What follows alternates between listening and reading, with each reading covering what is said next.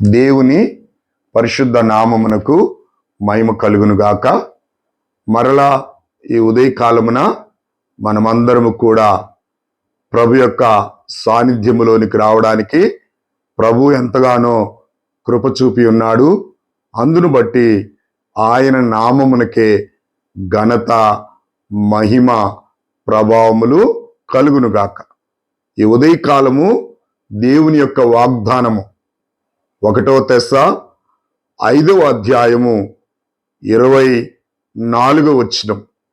మిమ్మును పిలిచిన వాడు నమ్మకమైన వాడు. దేవుని నామానికి మహిమ కలుగునుగాక. దేవుని వాగ్దానాన్ని బహు జాగ్రత్తగా మనం గమనించాలి.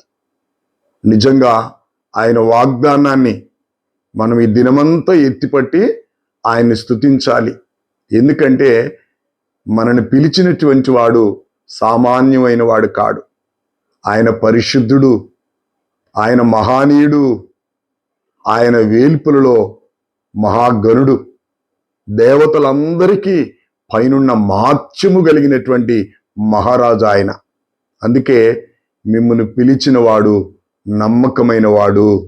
కనుక ఆయనకు కూడా మనం నమ్మకంగా జీవించాలి.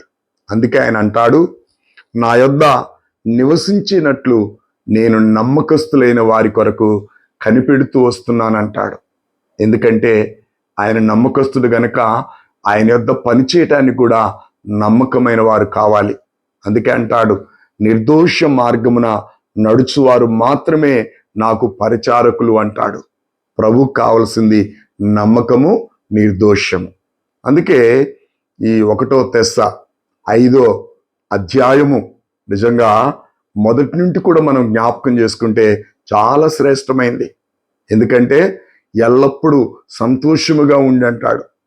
ఎడతెక్క ప్రార్థన చేయమని అంటాడు.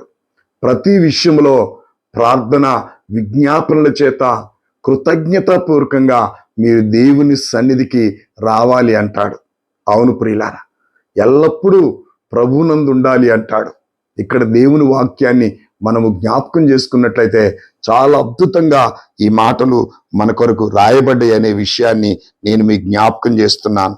చాలా చక్కగా దేవుని మాటలను మనం ఇక్కడ చూస్తున్నాం. ఎల్లప్పుడూ సంతోషముగా ఉండుడి, ఎడతెక్క ప్రార్థన చేయడి, ప్రతి విషయమునందును కృతజ్ఞతాస్తులు చెల్లించుడి. ఇలాగు చేయుట యేసుక్రీస్తునందు మీ విషయములో దేవుని చిత్తము. చూసారా, దేవుని చిత్తాన్ని మనం గ్రహించాలి.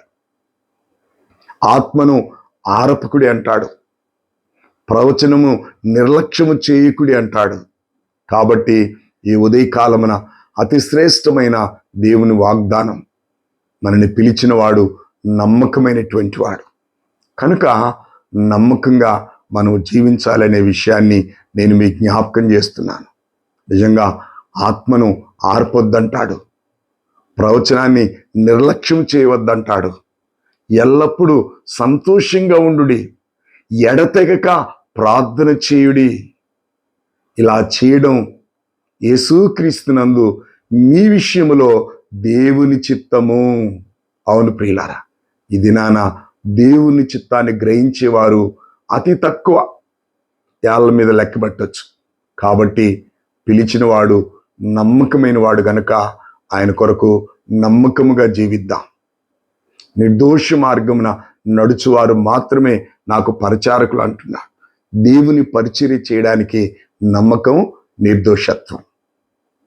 ఏ విషయములో కూడా అదరక బెదరక సంతోషముగా ఉండి ఎడతెక్క ప్రార్థన చేయాలంటున్నాడు. ఎడతెక్క అనే మాటకు అర్థం ఏంటంటే ఏ పని చేయకుండా 24 గంటలు కాదు, దేవునికి మనకు మధ్య అవిధేయత రాకుండా, ఎడబాటు రాకుండా ఎడతెక్క ప్రార్థన చేయడం దేవుని యొక్క మరి మన విషయంలో అది దేవుని చిత్తము అని చెప్పబడుతుంది.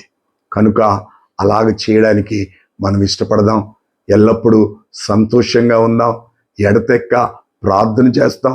ఎందుకంటే మరి యేసుక్రీస్తునందు మనము అది అలాగ చేయడం దేవుని చిత్తం. మీ విషయంలో క్రీస్తు చిత్తమైందంటాడు. కాబట్టి దేవుని సాన్నిధ్యములో దేవుని వాగ్దానం, పిలిచిన వాడు నమ్మకమైన వాడు గనక మనం కూడా నమ్మకస్తులుగా జీవిస్తూ ముందుకు సాగుదాం. అట్టి కృప దేవుడు మనకు అనుగ్రహించునుగాక. ప్రార్థన చేసుకుందాం.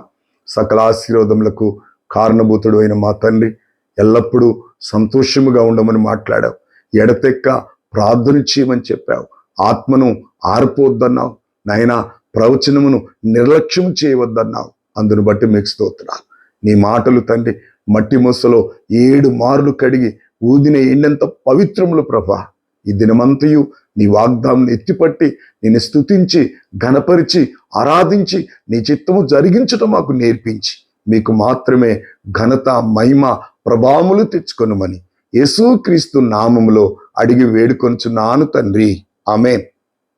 దేవుని పరిశుద్ధ నామానికి మహిమ కలుగును గాక. ఈ దిన వాగ్దానం ఎత్తిపట్టి మీరు దేవుని స్తుతిస్తూ మీరు ఆశీర్వదించబడుతూ ఇతరులకు షేర్ చేసి వారికి కూడా ఆశీర్వాద కారకులుగా చేయండి. God bless you all.